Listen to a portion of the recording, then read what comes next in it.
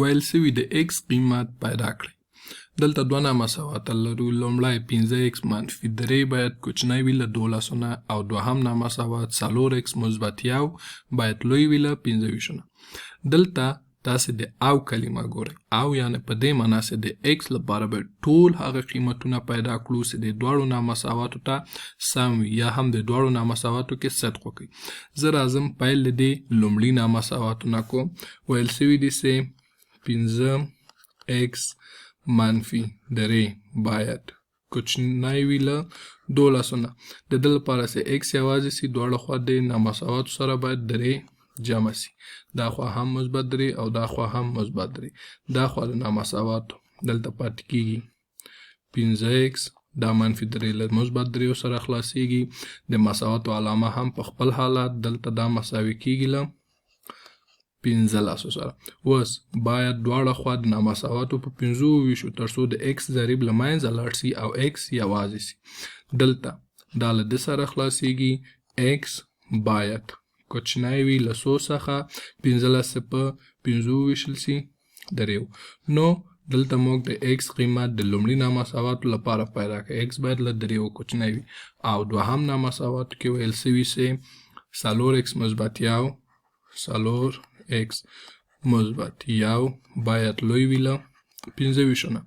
دلته هم د دې لپاره چې 4x یوازې سي دواړو خواونه یو منفي کوو. دا خوا هم منفي او دا خوا هم. دلته دا له منځه ځي پاتې کیږي 4x او دلته پاتې کیږي 24 او دا علامه هم په خپل حالت. اوس دواړه خوا د نامساواتو په 4 ویشو ترڅو چې x یوازې سي.